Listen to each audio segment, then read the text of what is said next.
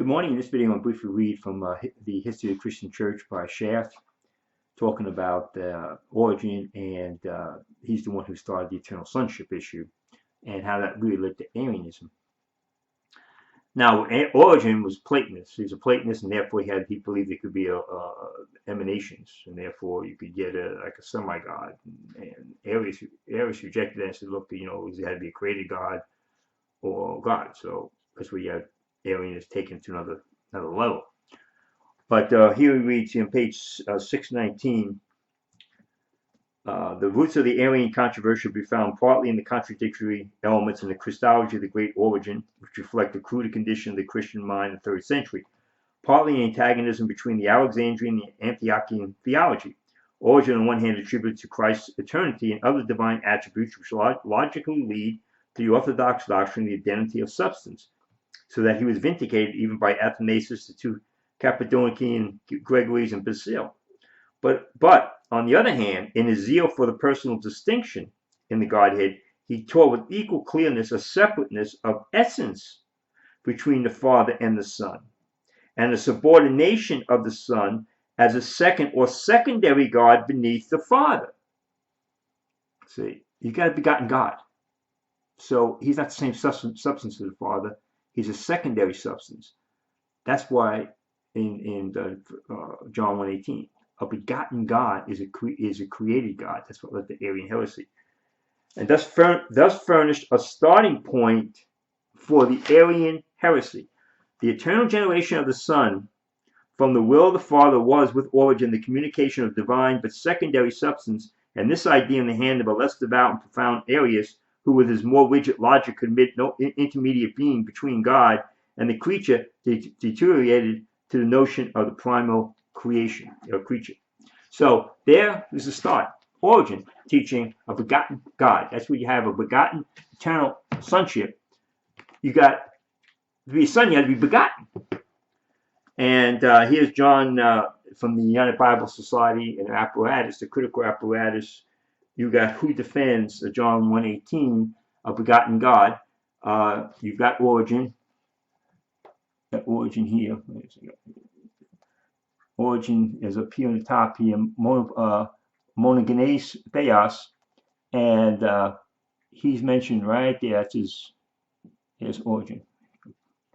Show that there. And Athanasius, homogenes huios. There you've got, and he's down. Athanasius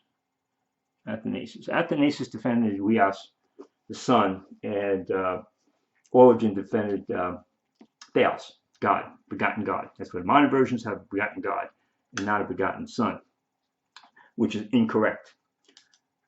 They had the begotten occurring in eternity, which would make a begotten God, which would make him a lesser God. That's why we reject it. Now that he's a son, we can say, yeah, he always existed, pre-existed. He's the Word that became flesh, but he's always the same substance as the Father. He wasn't begotten by the Father until in time. His dad begotten me, and that's the subordination issue. That's why it's so important. So 118 is crucial. And remember, all the modern version guys like James White, they think that's his defense of the deity of Jesus Christ.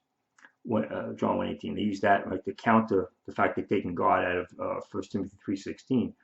Greatest mystery of godness. God was manifest in the flesh. They take God out. So in counter that, they go to John 1:18 and they say, "Oh, see, we got a begotten God there. Jesus Christ is God. That's an inferior God." That's the Arians love that one. See, but remember, on the Westcott and Hort board was a Unitarian. He made sure. Even though the verses, 1 John 5:7 here, you got to read up, and 1 Timothy 3:16, and John 1:18, those are the key verses that he wanted them to play with and get rid of, and that's what they did. So that's a crucial issue. The eternal sonship is dealing with the idea of when was Christ really begotten as son and began his subordination.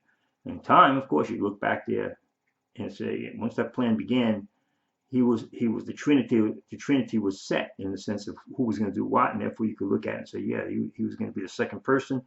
He was going to manifest himself. He was the theophany. He was the one that was revealing God. He showed up. He's the one that was worshipped in all these passages as the angel of the Lord. But it's in time when we got to the actual birth of Jesus Christ, there you have the Son sort of show up as a son, because now he puts himself under subordination, truly is in the flesh. And that's when that ministry begins. And then, of course, now he's sitting at the right hand of the Father as our advocate and waiting for his enemies to be put on his footstool to be seated on the Davidic throne, which by Daniel Angel rejects. He thinks the Father's going to be sitting on the Davidic throne. But that's by Daniel. But again, that's why the eternal sonship issue is important. Don't let people tell you that you have to believe in eternal sonship in order to believe in the true Trinity. That's false. A begotten God is a created God. It's an oxymoron. Jesus Christ is co-eternal, co-equal with the Father. He was not begotten in eternity. He was begotten in time. Amen. Thank you.